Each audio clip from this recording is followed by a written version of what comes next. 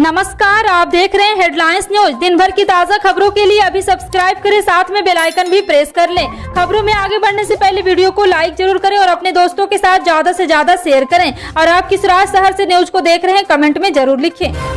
बता दें, ट्विटर में फिलहाल सब कुछ ठीक नहीं चल रहा है। ट्विटर के नए मालिक और दुनिया के सबसे अमीर शख्स एलन मस्क ने कंपनी में कई बदलाव किए हैं। अब ट्विटर ने कर्मचारियों से कहा है कि कंपनी के सभी ऑफिस अस्थायी रूप से बंद कर दिए गए हैं। और आपको बता दें कि ट्विटर चीफ एलन मस्क कहा है कि जो कर्मचारी कंपनी के नए नियमों का पालन करने से इनकार करते हुए कंपनी छोड़ सकते हैं। ट्विटर ने अब अपने कार्यालय को बंद कर दिया और वेब से एक्सेस को भी 21 नवंबर तक बंद कर दिया है।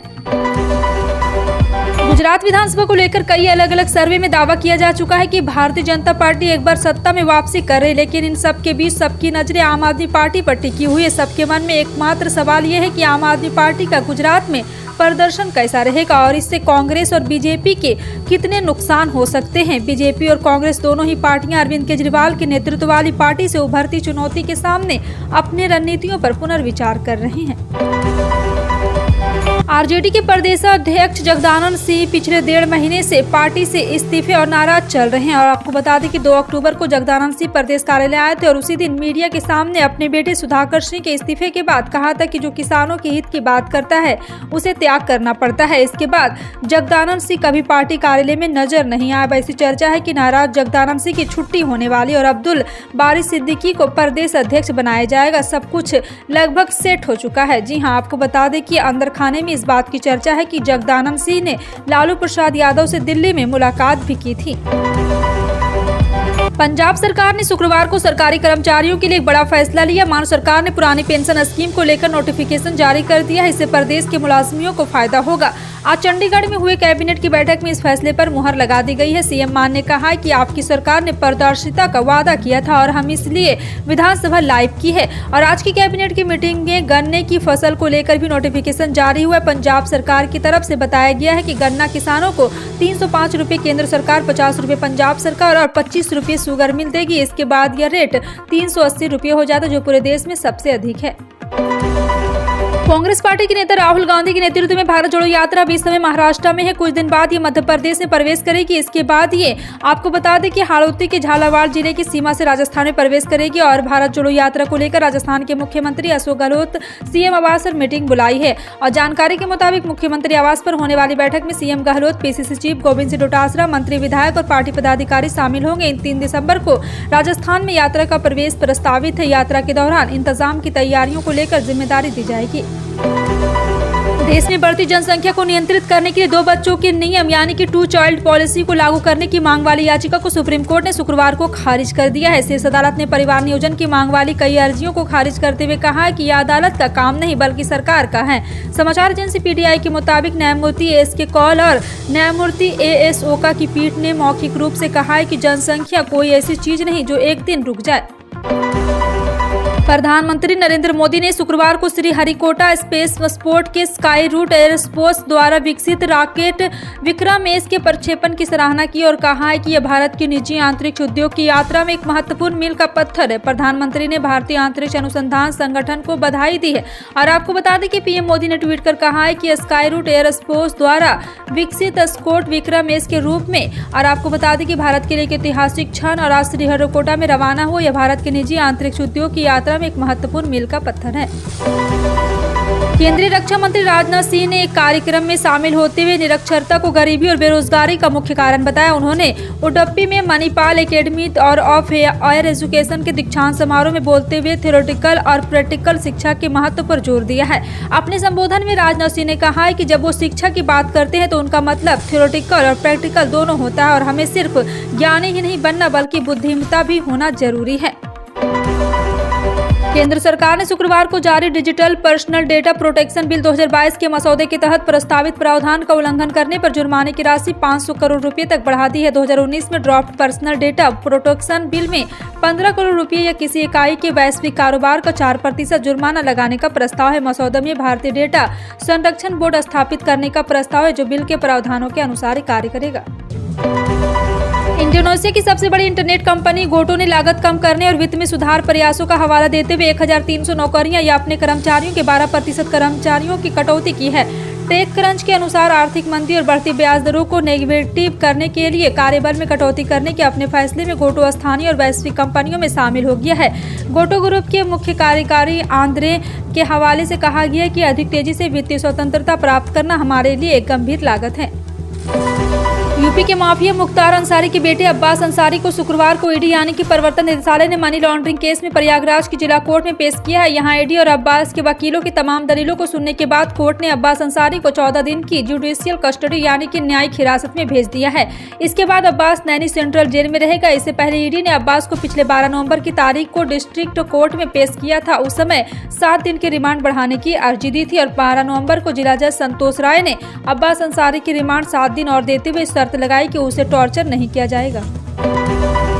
कितना अच्छा हो आप बिना हवाई जहाज का उपयोग किए सिर्फ एक आधे घंटे में दिल्ली से चंडीगढ़ पहुंच जाए या फिर सिर्फ आधे घंटे में आप मुंबई हो। ये अब सपना नहीं बल्कि जल्द ही भारत में एक सच्चाई के रूप में बदल सकता है। देश की ओर जहां मुंबई अहमदाबाद बुलेट ट्रेन का इंतजार कर रहा है, वहीं अब कई देशी और विदेशी कंपनियां भारत में 300 किलोमीटर प्रति घंटे से अधिक की स्पीड पर चलने वाली हाई लेवल पुल लाने की तैयारी कर रहा है। आपको बता दें कि हाइपरलूप एक ऐसी तकनीक है जिसकी मदद से दुनिया में कहीं भी लोगों या वस्तुओं को तीव्रता से साथ सुरक्षित एवं कुशलता पूर्वक स्थानांतरित किया जा सकेगा।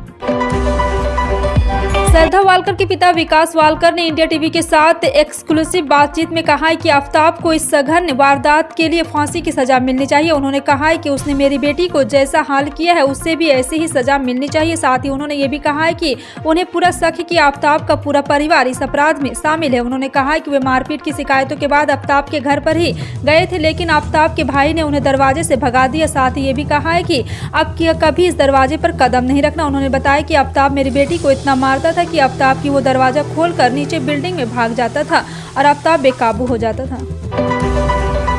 आम आदमी पार्टी की दिल्ली इकाई संयोजक के गोपाल राय और पार्टी के एमसीडी चुनाव प्रभारी दुर्गेश पाठक ने शुक्रवार को नगर निगम चुनाव से पहले भाजपा के कचरा कुप्रबंधन को उजागर करने के लिए कचरा अभियान वाहनों को हरी झंडी दिखाई है।